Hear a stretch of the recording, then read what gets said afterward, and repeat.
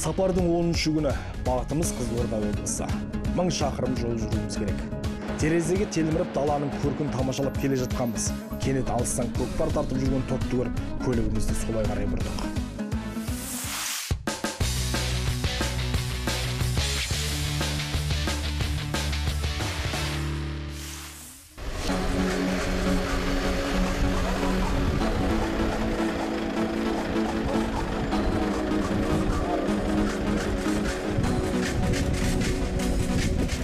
Ассалаумағалейкум ағалар.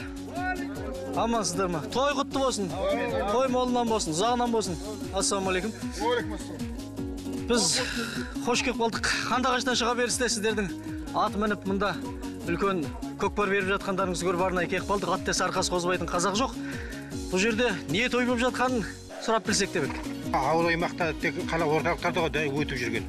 Осы бір 2-3 жылдың көлемінде үлкен үгіт насихат есебінде ат десе делебесе қозбайтын қазақ жоқ. Осы жақтан басталып, осы мен Талсай ауылдық мекені бар, осы ауылдық округі.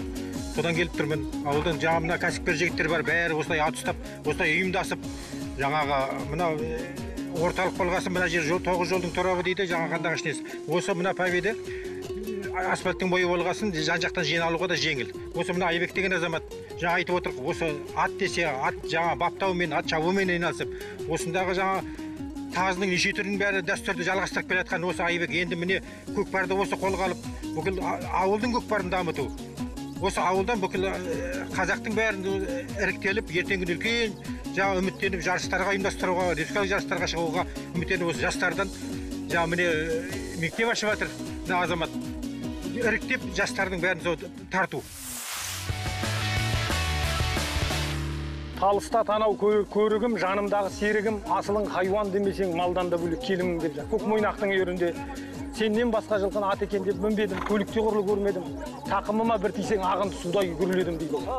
Сол сияқты атты қай қазаққа жақын, сөйтіп жандандырып келе жатқан жағдайымыз бар.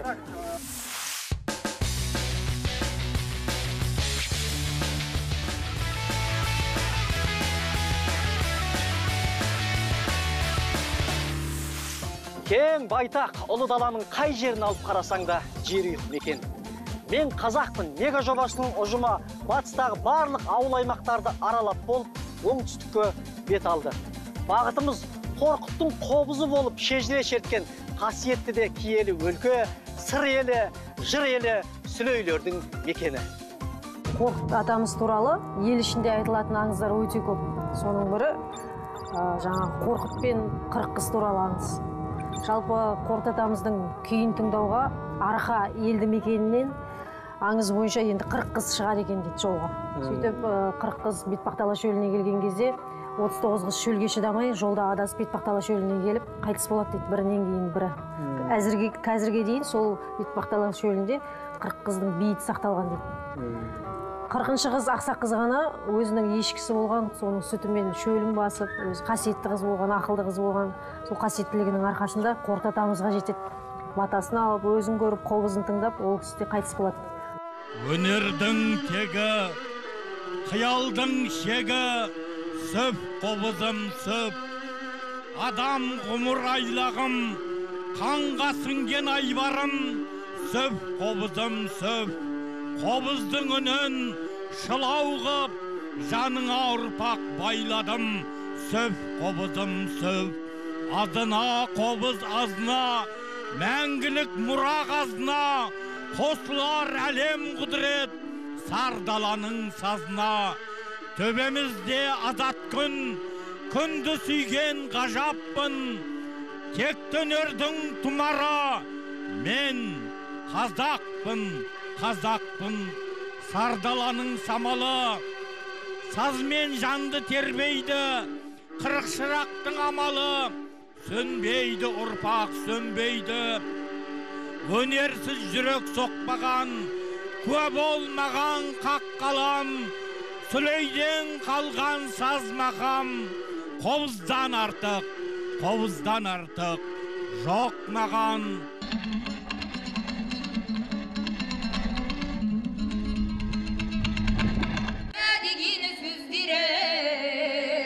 Azimiz at bey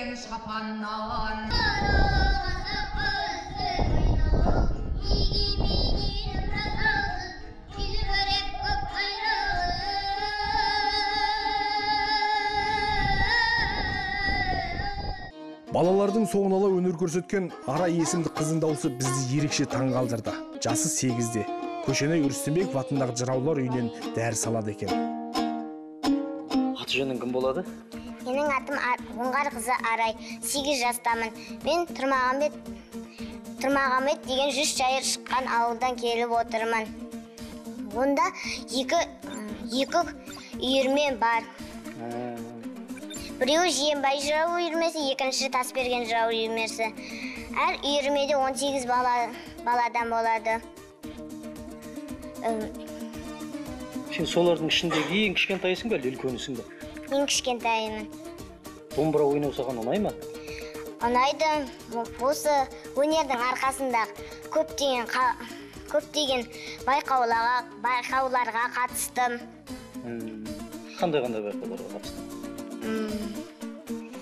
Шоқ жұлдыз деген Семей қаласына өткен. Қытайда Үрімші қаласында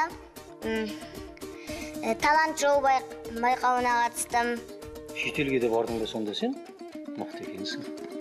Сосын қайда бардың? Алматы қаласынан осы бір жыл бұрын Нұрсұлтан атамыздың қолына домбыра алдым. Ол маған бірінші халқыңа, екінші атаныңа сәлем айт деді. Мен сол сәлемін халқыма, атанама жеткіздім. Халқың, атанаң саған сонда не деді? Сен Нұрсұлтан атаңның алдында қандай сезімде болдың деді. Сен не деп айттың? Өте қуанышты едім. Арай, сен домбыраны термені қанша жасыңнан бастап үйрендің? 5,5 жасымдан бастап үйрендім. Қиын болған жоқ па? Жоқ, қиын болған жоқ. Жетім менен езерге өзі бол жүзі жарқында. Сықылында болып бақ, жас күні қоңыр салқынның туыстанды тұнама толуын ойлап алқында. Мен Қазақпын мега жобасына қатысатын әпке ағаларыма сәттілік тілеймін. Ей, бәрекелді, рахмет. 100 жайыр шыққан деп әспеттелетін әйгілі өлкенің жас өнерпазы осылай дейді. Талабыңа нұр жаусын деп тілек айттық. Осы сапар барысында белгілі жырау Сергі Жақсығұловқа жолығып аз кем әңгімелескен едік. Өзі қазақта 2 сал бар дейді ғой.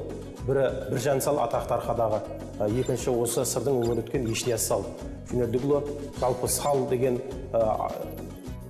қалай десек, сал деген бір ән айтып қана шектелетін, я бір жыршылық қана мектепті дәріптейтін тұлға емес, ол уақытында үлкен ақсақалдардың айтуы бойынша билерді сайлайтын үлкен лауазымға ие болған. Сол уақыттарда мінекей бүгінгі таңда жалпы 100-ден жүйрік, 1000-нан саңлақ деген қазақта бір жақсы сөз бар. Соның астарына үңілсек, осы сыр елінде, оны атап айтатын болсақ, Қармақшы өңірінде 100 жырау шыққан мекен. 1965 жылы Тұрмағамбет Сүлеуовтің шәкірті Әлиакбар Жұматаев осы жырменен, толғауменен 100 жүйрік деген елдің ішінде кетенің кемеңгерлері деп аталады. 1965 жылы толғау терме шығарып фиксат жасаған. Жалпы осы сыр өңіріндегі бір ерекшелік, дүр деген атақты осы дүр Оңғар атамыз алады. Үлкен алқада билер кеңес қылып, осы дүр атағын береді екен. Дүр шығыс тілін аударған кезде жауһар деген сөзді мағынасын береді. Шайыр деген атақты Шораяқтың Омар алған екен үлкен кеңесте.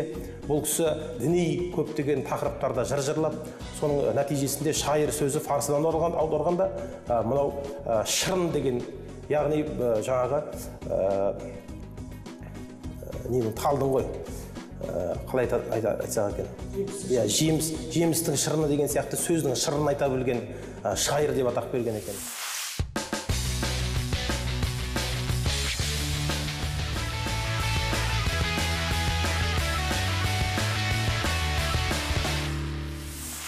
Мен қазақпын мега жобасы Қызылорда облысындағы Асқар Тоқмағамбетов атындағы мәдениет үйінде өтті.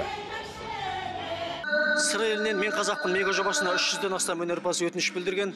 Оларды облыстық тіпті қалалық іріктеуден өткізіп жүріп, 28 өнерпазды арнайы алып қалды. Олардың арасынан кімнің жүйрік, кімнің мықты болатын сәлден соң білетін боламыз. Мен қазақпын мега жобасымен бірге болыңыздар.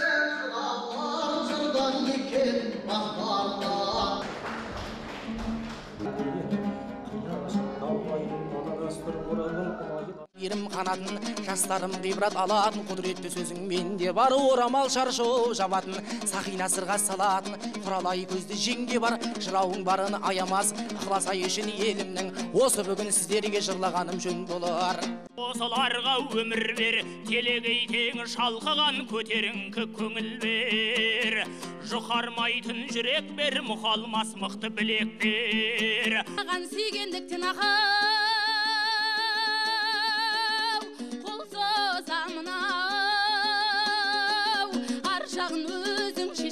өзің ойланай. Осы күні жастардың арасында қазақ еліне танылып жүрген көптеген конкурстардың лауреаты болып жүрген қыз. Әрине керемет данасқан, енді қалай айту керек дейміз. Екеуің бір-бірлеріңе лайықты қарсылас бола аласыңдар ма? Енді оны айта алмаймыз, енді халық шешеді ғой оны. Халық өзінің әділ бағасын беріп жатар дейміз енді. Мен негізі дәстүрлі ән бөлімі бойынша қатысып жатырмын. Өзіме қарсы көрмедім, шыны керек. Өзіме өзім сенімдімін, Аллаға шүкір. Алла бұйыртып жатса, жеңісті боламын деп ойлаймын.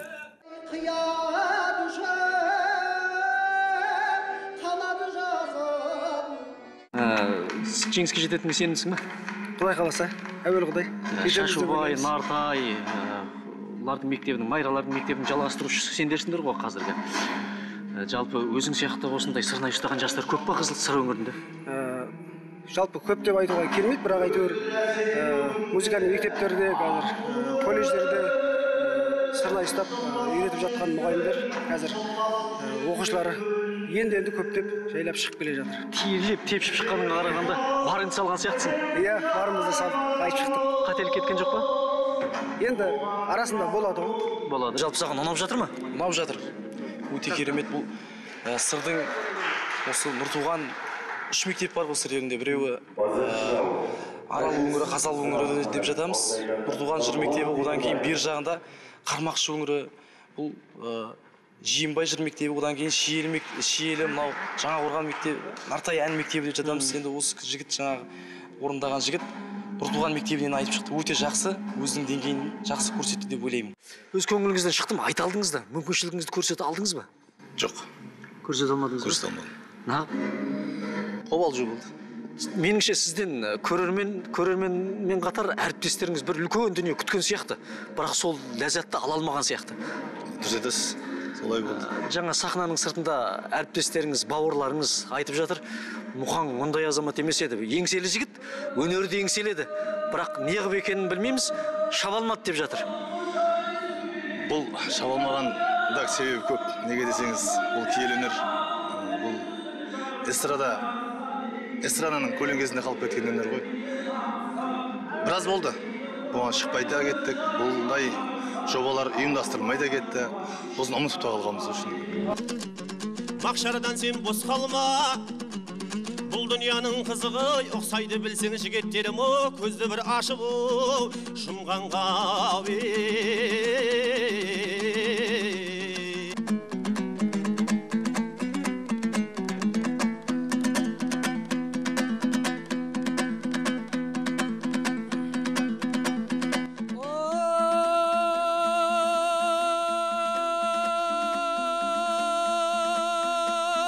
жерден бір тілге жаратқан жалғыз бір құдай сақтағыр алқаға түссін айғайлап ақ жырым енді ақтарыл сары елін қадірлегеніңе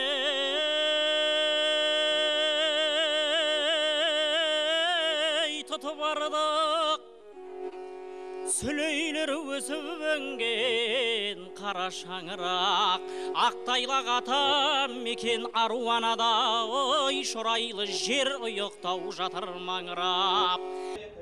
Бақшабама дейді. Қазір еш нәрсе деп айтуға болмайды, бұл өткен сайыс қой. Солай ойлаймын өзі. Жеңіліп қалсаң жер тепкілеп жыламайсың ба? Бұл бір алғашқы қатысып жатқан сайыс емес. Бұған дейін жеңіп те, жеңіліп те, дәмін татып жатқанбыз. Жеңілістің де енді әрине кім болса да жеңіске үміткер. Қандай шешім болса да соған разымын деймін.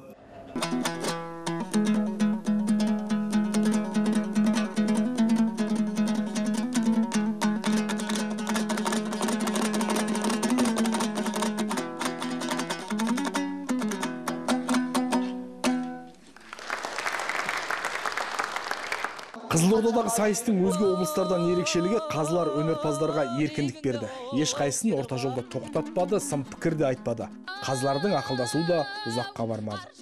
Сүрелердің сырын шертіп, жырын жырлап отырғаннан кейін ол адам болмысында болмаса, табиғатында болмаса, онсыз жаңағындай жұлмалап, жұлқылап айтып, сахнада отырып оны шоу жасайын деп ертең күнде ол тағы да ол өзі нақандарын иірімін көрсетуі керек қой. Бұл жері қоғыз доғамның жатқан жерде кесенесі тұрғанда ол қоғыз шыққан жоқ, сол неге сәйкес келіп тұр. Ешқандай не жоқ. Баймырзаеваны жіберейін бір отырғызып ән айтыс жасап, болмаса күй тартыс жасайтындай тепе-тең түсіп тұрғандай бір. Сыр елінің жеңімпаздарымен таныс болыңыздар. Зүлфия Баймырзаева дәстүрлі ән. Марат Сүгірбай терме. Сәбит Білдебаев күй. Мен қазақпын мега жобасының Қызылордадағы іріктеу кезеңі осымен өз мәресіне жетті. Жеңіске жеткен өнерпаздарды шын жүректен құттықтаймыз. Біздің келесі бағытымыз шырайлы Шымкент қаласы. Шымкентте жүздескенше. Қолына домбыра алса көмекейі бүлкілдеп атадан жеткен ақыл сөзді мақамға қосып, майын тамыза жырлайтын сыр еліндегі байқау осылай өтті. Қорқыт бабадан бастап алған ұлы мұраны жалғастырушылар енді Мен қазақпын мега жобасында Қызылорда облысының намысын қорғайды.